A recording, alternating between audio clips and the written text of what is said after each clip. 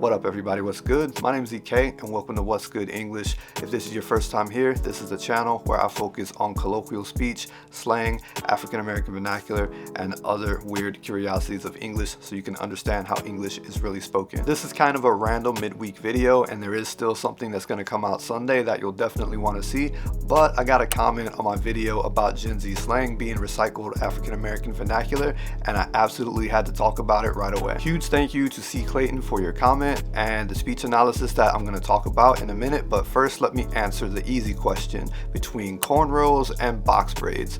Cornrows are attached to the scalp, box braids are free hanging, and boxer braids don't exist. They're just something that someone who knew absolutely nothing about black hair came up with. I specifically wanted to talk about this speech analysis because it's one of the reasons I created my series about African American vernacular and why I also talk about AAVE on TikTok. Let me put the entire speech analysis on the screen right here, and let's look at the important bits. At his first court appearance, Pittman told the judge, quote, "Ronnie Chapman was my best friend. I ain't killed nobody. I ain't robbed nobody."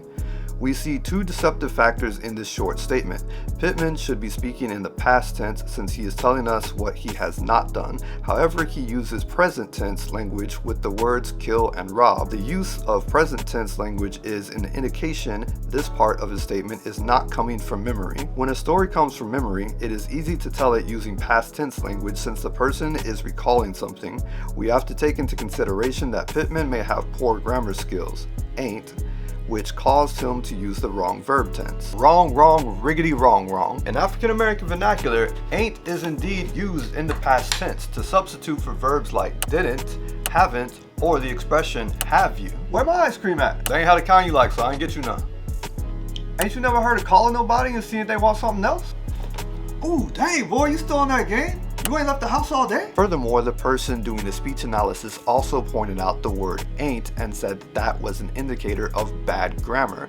Now, what's good for the goose isn't always good for the gander. Just because standard American English considers the word ain't bad grammar does not mean a dialect of English cannot exist where ain't is the norm. His denial that he has not killed nobody or robbed nobody is a weak denial. It can be hard for a deceptive person to be specific when making a denial.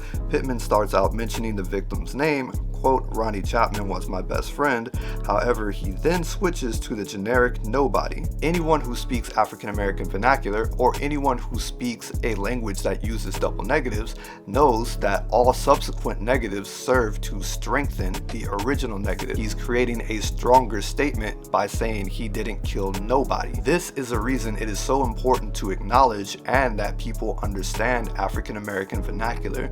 The author of this speech analysis is making all of their assumptions based off of standard American English while the speaker is clearly speaking a different dialect. The two dialects of English are similar, but there are some big differences which can lead to misunderstandings. If I were using the past tense of African American vernacular to tell a story to someone that only understood standard American English, and within that story I used a phrase like, "He tried to tell me he ain't have nothing and I told him that don't look like nothing to me," that sentence might be rather unintelligible to someone that only understands standard American English, but everyone who speaks AAVE knows what this sentence means 100%. Continuing to deny its existence or continuing to dismiss it as just slang and bad grammar actually does more harm than good and limits your ability to understand how someone is truly and naturally expressing themselves. The reason the word ain't is considered bad grammar anyway is because some random guy with some influence over the grammatical community or whatever just decided one day that it should not be said by cultured and educated people. This extremely versatile word, which substitutes for so many different words in standard American English and even more in African American vernacular, is not an indication of bad grammar